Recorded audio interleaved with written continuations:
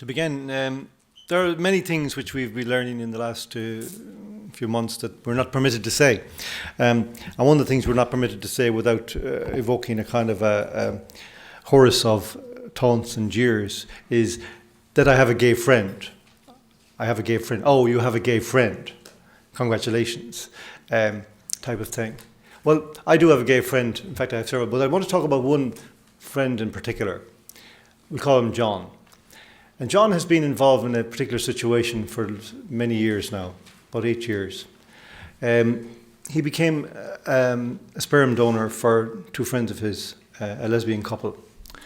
And the original arrangement was that he would be involved with the child when it was born. They would bring the child up and he would be involved.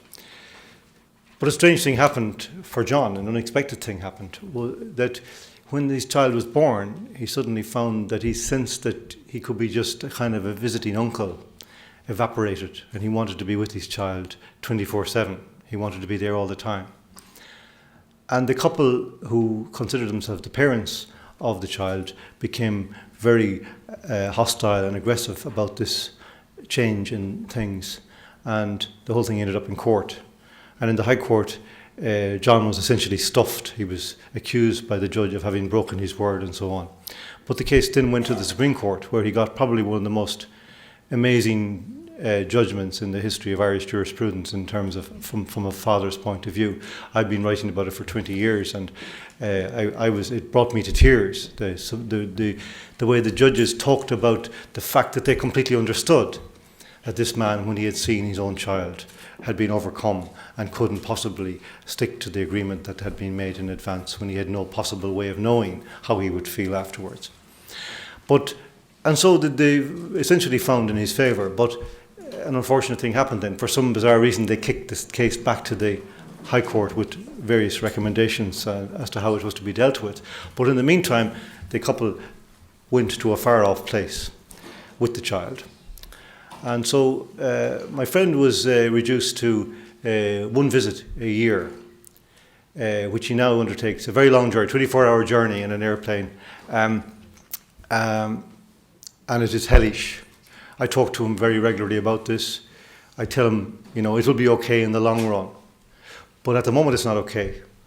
This situation is unspeakable because he goes to this place, he is an architect by profession. He's allowed one visit each time he goes with his son. He's not allowed to tell his son that he's his father. He's not allowed to bring a pencil and paper with him to draw for his son. When he wants to take a photograph to take home to his own parents, the grandparents of this boy, they step out the distance between the camera and the boy so as to prevent him taking a proper photograph. This is where it ends up. But the point I want to make about this is a gay man. And I've been with him for the last 7-8 years in this battle, when the entire gay establishment in Dublin turned their backs on him. Why? Because he wasn't convenient to the ideological agenda they were promoting. So it's not about justice. What's going on is not about justice. It's not about equality. It's not about fairness. It's not about compassion. It's about ideology. It's about achieving the kind of change that these people want to enforce on Irish society. And all of the people of Ireland who believe that this is an emotional issue, an issue of love and equality, are being duped by these people into doing something which, in my view, will be catastrophic, changing the Constitution at its most fundamental level, in the way that it defines the molecular structure of Irish society, and the way that it protects the most fundamental, intimate rights of human beings in their lives as families, as in their relationships with the closest people to them, with their own flesh and blood. This is an act of sabotage on the Constitution. I want to briefly just say what that means. You see, there's an odd aspect of this, that this debate is as if the adults have all left the room. You know that moment when the teacher leaves the class and there's a count of about 5 or 6 and suddenly uproar? Well, we are now in that situation. There are no adults anymore in Irish society. There are no authority figures to actually speak wisdom and to quieten things down and to actually say what things mean. So we have a sense that the kids have gone crazy and they're in charge. But one of the things that needs to be said is that the Constitution of Ireland is not simply a list of rights which the state extends to the citizens. It is not that at all, in fact. Many of the rights in the Constitution have nothing to do with the state. They pre-exist the state. They are antecedent to the state. So the state cannot offer them or offer to take them away, or offer to give them up, or insist that we give them up. But even more fundamentally than that, we, the people, do not have the right to give many of these rights up, because they are not rights which come from the Constitution itself. They are simply referenced in the Constitution. And Article 41 is actually a key example of this. The first section of Article 1 says, the state recognises the family as the natural, primary and fundamental unit group of society, and as a moral institution, possessed of inalienable and imprescriptible rights, antecedent and superior to all positive law. Now, there are many of the words that are of themselves deeply interesting, but the first one that jumps out at me in that one is the word recognises. The state recognises the family. It doesn't say that the state appoints the family or permits the family or allows the family to exist. It recognises the family. In a sense, the state bows down before the family as a superior institution, almost as a prime minister might bow down to a monarch, because the state, in this delineation of the nature of reality, is subservient to the family, which has superior rights, independent rights, rights which are inalienable, which means that they cannot be given up and they cannot be taken away, imprescriptible, they cannot be taken away. That means for me, and it doesn't need, those of you who are parents probably won't need me to say this, but, and I fought a long time in various jurisdictions in relation to my own child. I was conscious all the time that no matter what happened in those hearings, it wasn't definitive. It wasn't as if, I had a row with somebody about a field and they would win and I would lose and I would just let the field go. I was always conscious that if I lost, I couldn't give up. I couldn't lose. Because the rights that I had were not just rights in the sense of the right to own my house. They were a right to be dutiful to my child, a right to be loving to my child, a right to protect my child, a duty to protect my child. And that right was inalienable. I couldn't give it up. So if somebody put a gun to my head and says, give it up, I would say, well, I'm afraid you're going to have to shoot me. Because I cannot. It would be obscene and immoral for me to give up this right, because nobody else can fill my place in this child's life. And these are the things that we're not being told. It's almost as if children have become a commodity to be disposed of, to be distributed among customers, clients. And that's really where we're going, that the state is setting us up as almost the shopkeepers of the child industry, where they will actually, having taken these rights, having conned people into taking away their rights, because that's what's happening.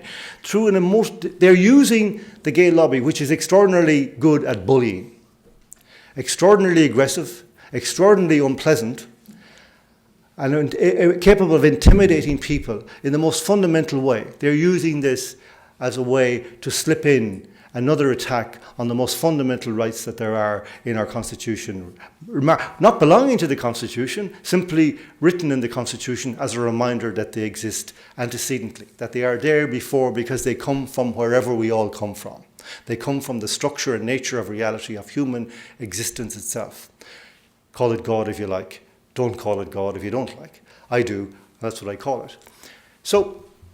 But there's an amazing process here, which we'll only in time come to see.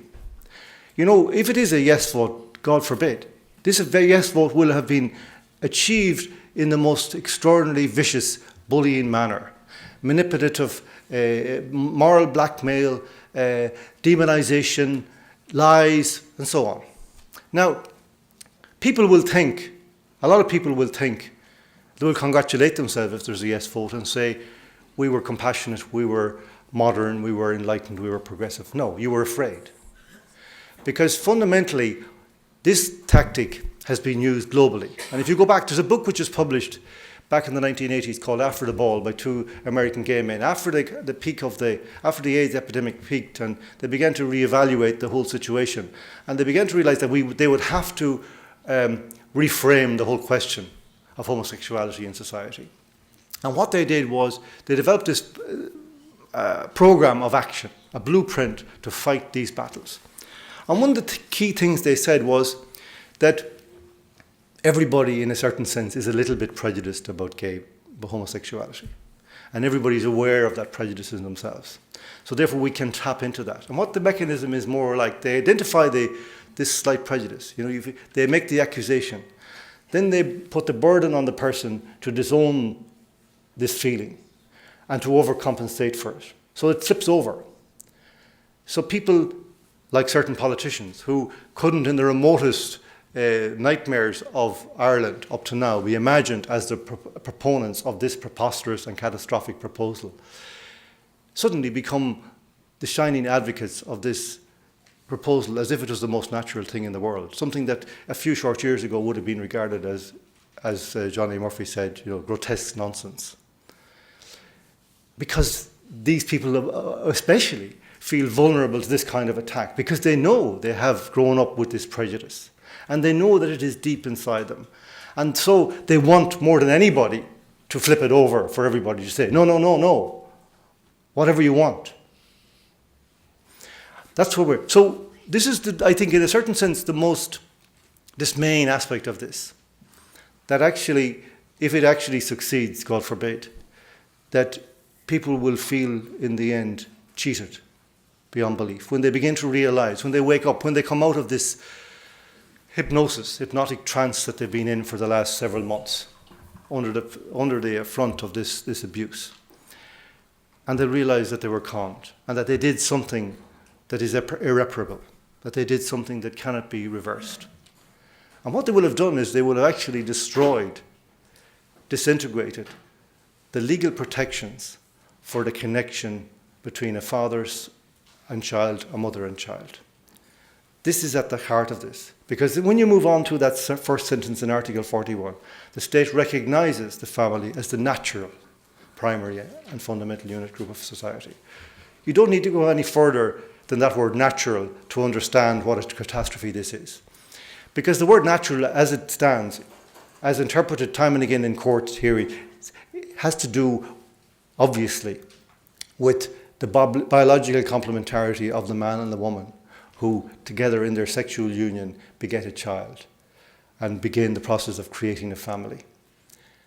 And that word natural will go. It will be still there on Sunday week if we get a yes. But it will no longer have the meaning that it has now. Now, what meaning it will acquire in time is, your guess is as good as mine. It could mean something like, as we keep hearing this discussion, that if, I was on TV recently and I made this point and the interviewer said to me, oh, hang on. He said, it could be said that what you're saying is gay sexuality is unnatural. And I said, well, I'm not saying that. I'm saying something completely different, but actually it's an interesting point because that's possibly what it will mean. That's one of the things it could mean. That actually the sexuality of the gay person, of the gay couple, is just as natural as the sexuality of the heterosexual couple. And that the meaning will actually slip to that.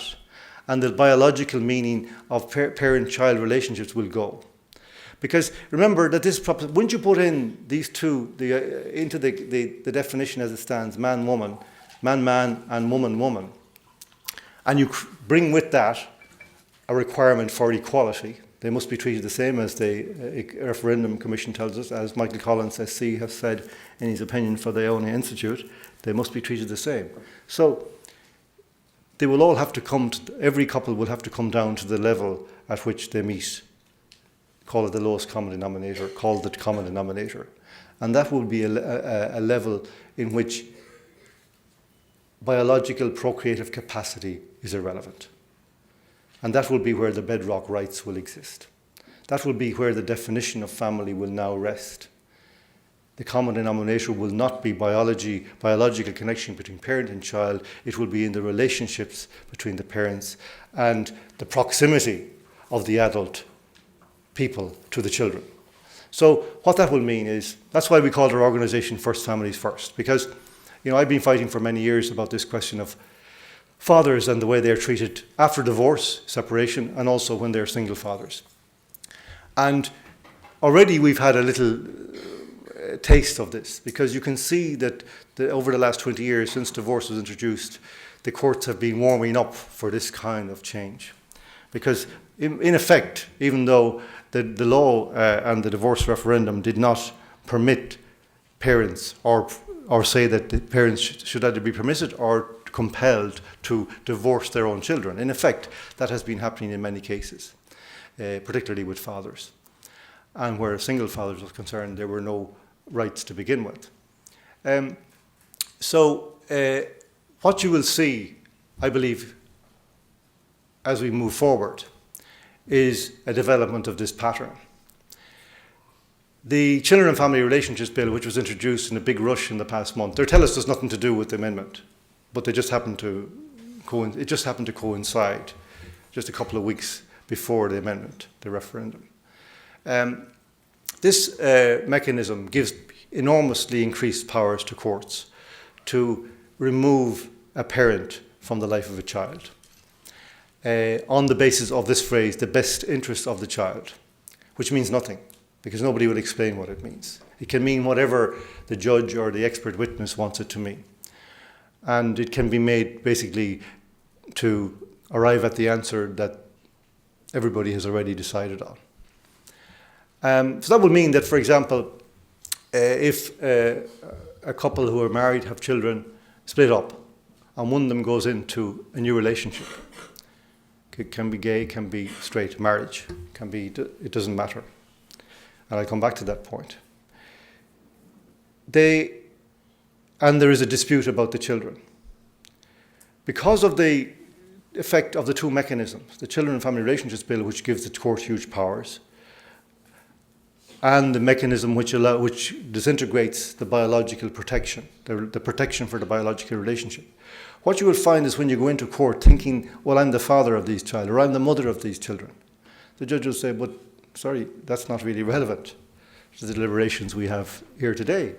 What's relevant is what is in the best interest of these children. And this new couple, one of the old couple, but a new partner, are offering this, and this. We've had an expert witness review their situation and compare it to yours. So you can imagine a mother left behind by a man who goes into a gay relationship. For example, she's maybe on social welfare.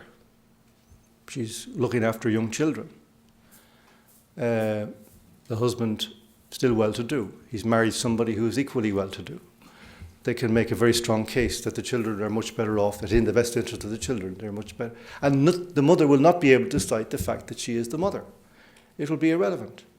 This is the meaning of this amendment. This is the hard, cutting edge of this amendment. There are lots of other stuff, but I believe this is so fundamental that the other stuff really pales in by comparison.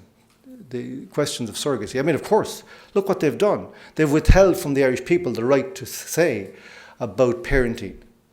They've tried to tell us, like we're idiots, this is all about marriage. It's just an add-on dimension to marriage. It's nothing to do with children, nothing to do with family. Why is it in the family section of the Constitution? No answer. And then they leave the other issues, which are so fraught with controversy, surrogacy, for example, till afterwards. So they can fix the whole thing up, and then they will tell us what they've decided about the other issues as well.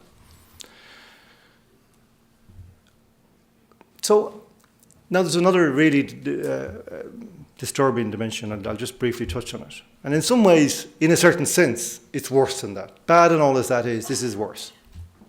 The conditions in which these changes are being forced upon us are, to my mind, really the most shocking that I've seen in my lifetime. I've never seen a situation in which the entire public apparatus, all of the opposition has resigned, has abdicated its responsibilities.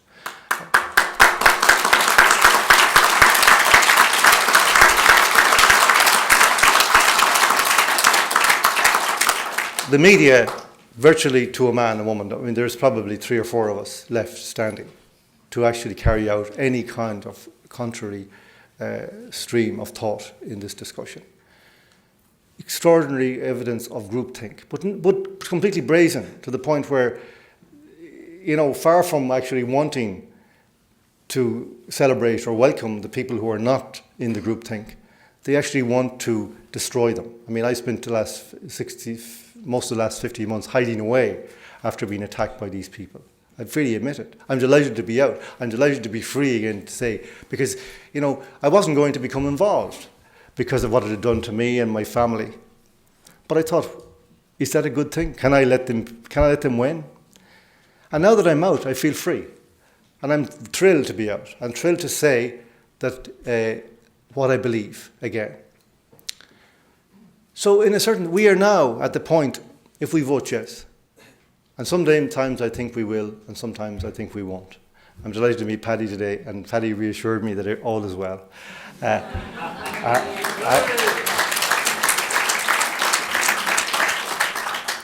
if we were to vote yes, imagine what we will have done.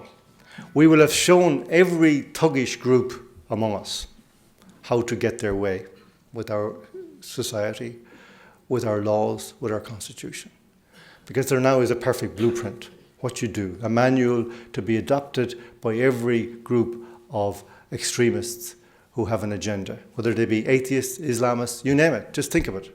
Just those two, imagine what they will do when they start on the constitution, starting with the preamble and working their way through.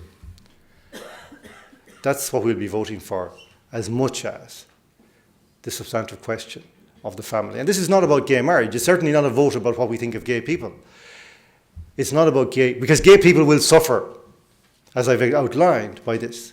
In the UK last week, there was a highly prophetic case, in my view, very like the case about my friend John, but the other way around, where a woman had entered into a surrogacy arrangement with two gay men. They said so. She said no, the arrangement was somewhat different, that she would rear the children, they would be involved, the child and they would be involved.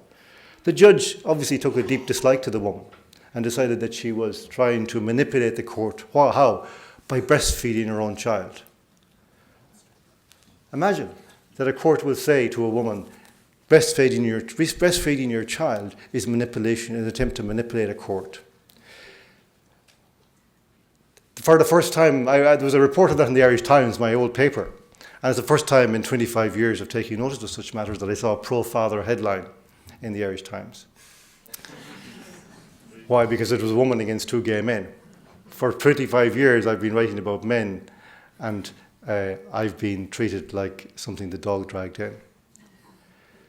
And that's really important, because what I was writing, I wrote last Sunday, and I really believed this, that I misunderstood what was happening. Because for many years, I saw the bias against fathers in court, or what appeared to be the bias, as simple prejudice, ignorance. Elderly judges who had no experience of rearing children themselves, males, who spend most of their life in the law library or the pub or the golf club and really wouldn't know one end of a nappy from another. And